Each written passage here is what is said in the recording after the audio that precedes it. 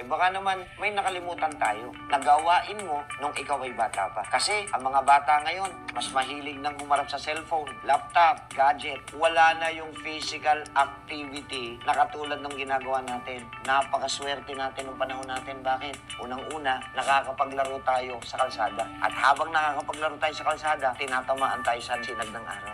Pinapawisan tayo. Dahil pinapawisan tayo, ang lakas nating uminom ng tubig. At dahil pagod na pagod tayo sa maghapong paglalaro sa kalsada, maaga tayong inaantok, natutulog tayo na maaga. Nakakatuwa pa yung mga nanay natin, nagluluto sila ng masarap at masustansyang pagkain. Nakuha nyo?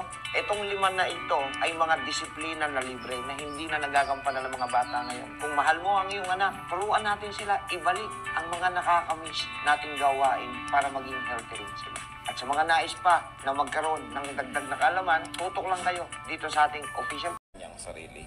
There are many people who do crazy things when they're angry, only to be sorry later.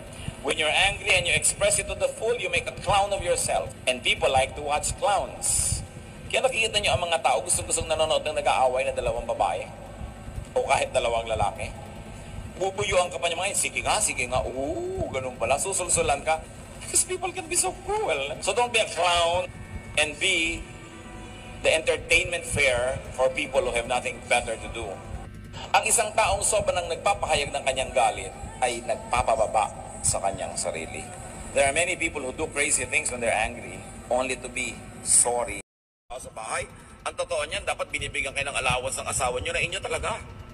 Diba? May allowance sa mga bata, but ang wife walang allowance. Ang ibinibigay mo, pamalengke. That's for all. Eh, yung siya, paano? Diba? Tapos birthday niya, reregaluhan mo pa ng magandang kaldero. Para maipagluto ka na naman niya ng masarap, bibigyan mo ng kala, ng refrigerator. Ang wife, pang nireregaluhan, yung pang kanya, hindi yung pang lahat. Kasi regalo mo rin sa sarili mo yun kung kalan. Diba? Kailangan yung pang kanya. At kung sasabihin ako naghahanap buhay, subukan yung mga wives, huwag kayong gumawa sa bahay. Kung may isuot yung mga asawa nyo pagpasok sa opisina, kumedat ng pagkain, siya ang magbayad ng mga meralco, pumila sa mga bayarin na tubig, subukan nyo. Kaya dapat yung mga wives may sariling allowance yan.